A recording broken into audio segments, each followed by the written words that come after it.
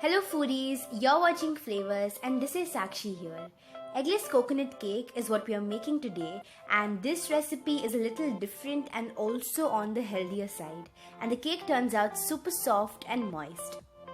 So here's what we'll need, and I did come across a similar recipe on the net, although I have modified the ingredients and the measurements to get a customized coconut cake.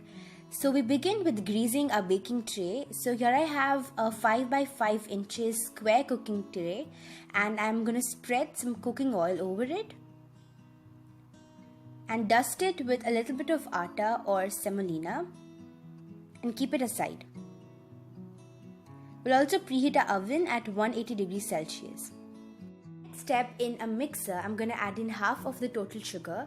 Right now I'm using the Patanjali Bura sugar, but you may also use the powdered one.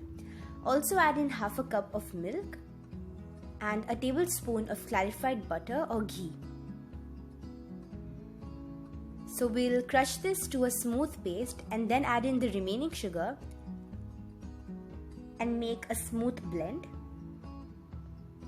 Moving on to the cake batter. So in a bowl, I'm going to add in half a cup of yogurt along with the baking soda and powder and whisk it very well to get a lump-free mixture. Now this is the main activant which will help us get a really soft cake. I'll also add in the prepared milk blend and get a completely lump-free, smooth, wet mixture. Now moving on to the dry ingredients, I have the Rava or Semolina and will mix in the desiccated coconut and salt. Now this recipe does not have any gluten in it and hence is different and is also quite healthy. So the dry ingredients are done and I'm going to add in 3-4 drops of coconut essence. This is optional, or you may even add in some pineapple essence or vanilla extract to the wet mixture, and then add in the dry ingredients in 2 batches. We'll also add in the second batch and quickly mix it well together.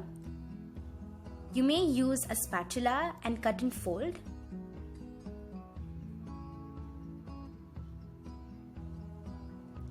So this is how the batter consistency should be, and I'm also going to add in some ground cardamom pods into it. Here I have 6 to 7 of them.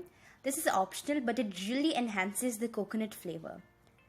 So I'm going to add that and just 2 tablespoons of water because I felt that the mixture became a little thicker, and mix it well. So now we'll pour this into our greased baking tray or baking pan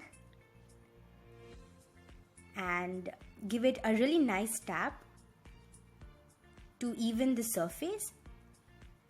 We'll bake it at 180 degrees Celsius for 30 to 35 minutes. Since every oven is different, ensure that you keep a close watch over the cake.